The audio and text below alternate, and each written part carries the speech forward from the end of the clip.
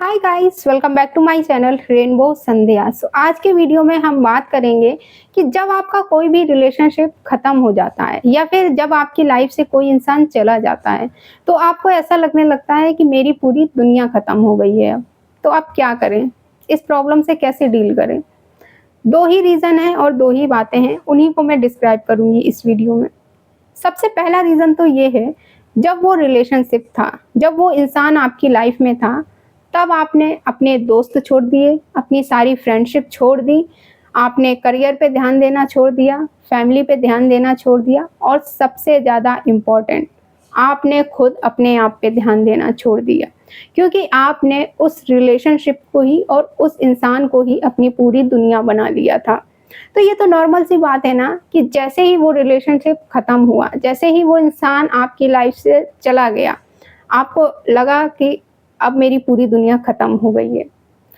तो आपको किसी भी पर्टिकुलर एक रिलेशनशिप को या किसी भी एक इंसान को अपनी पूरी दुनिया नहीं बनाना है, क्योंकि उसके अलावा भी लाइफ में बहुत सारी चीज़ें हैं और आपकी अपनी भी एक लाइफ है। देखो, रिलेशनशिप में होना और फ्रेंडशिप करना सही है, मैं इसको गलत नहीं बोल रही हूँ किसी भी तरह से। लेकिन इसके अलावा भी एक ज़िंदगी है आपके पास अपनी खुद की। आपके पास अपना दिमाग है, आपके पास अपना करियर है और भी फ्रेंड्स हैं, फैमिली है, उन पर भी ध्यान देना है आपको। इसको हम बोलते हैं बैलेंस बनाना या फिर बैलेंस बना के लाइफ जीना।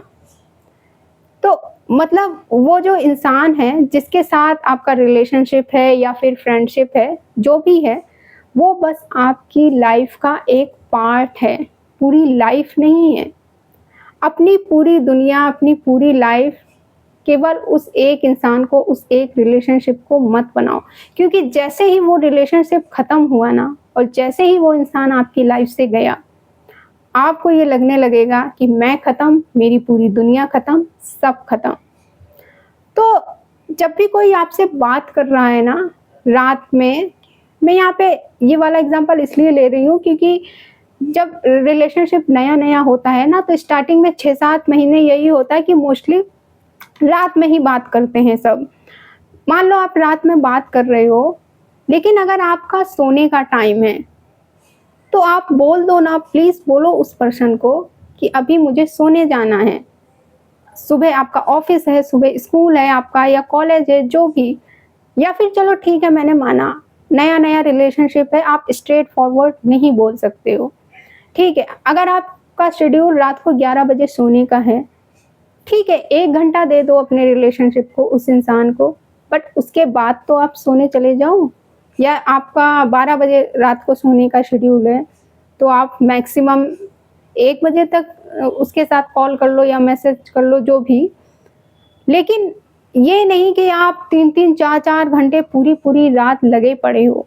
क्योंकि क्या होता है ना कि शुरू-शुरू में ना हम बह जाते हैं उस इंसान के साथ और अपने नए-नए रिलेशनशिप में।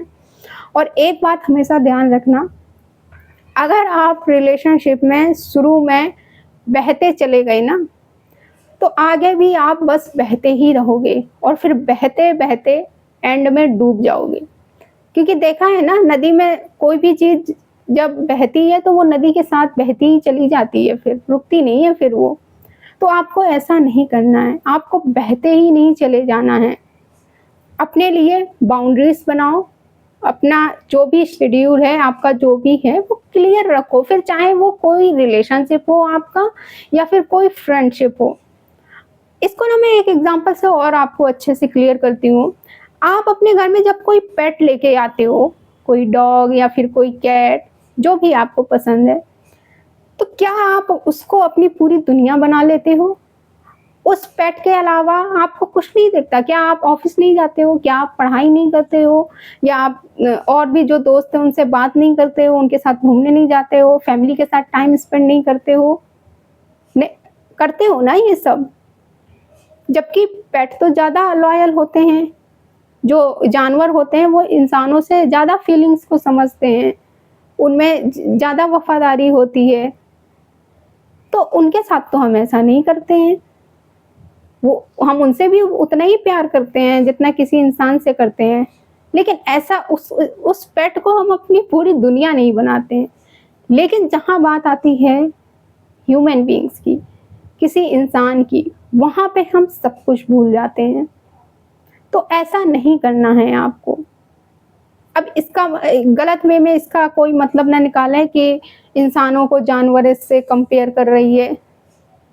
वो भी हमारी ही तरह होते हैं, उनमें हमसे ज़्यादा फीलिंग्स होती हैं, इसलिए मैंने ये एग्ज़ाम्पल लिया। क्योंकि वो हमारी लाइफ का एक पार्ट हैं, वो पूरी लाइफ नहीं बन जाते हैं ना हमारी। ये तो एक चीज़ हुई।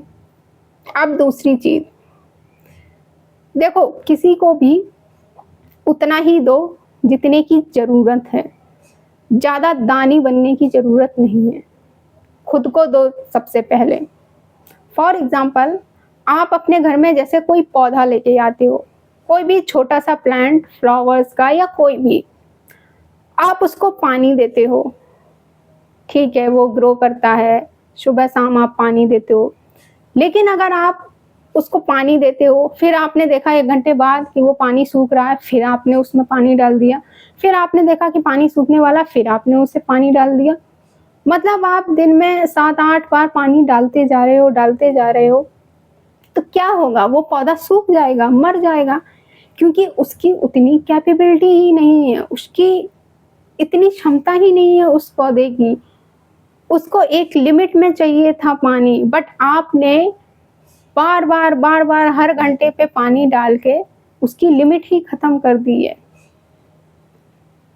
तो जो दान करना है ना, सबसे पहले खुद को करो, उसके बाद किसी और को दान करो। Love, time, care, respect, money, पहले खुद को दो।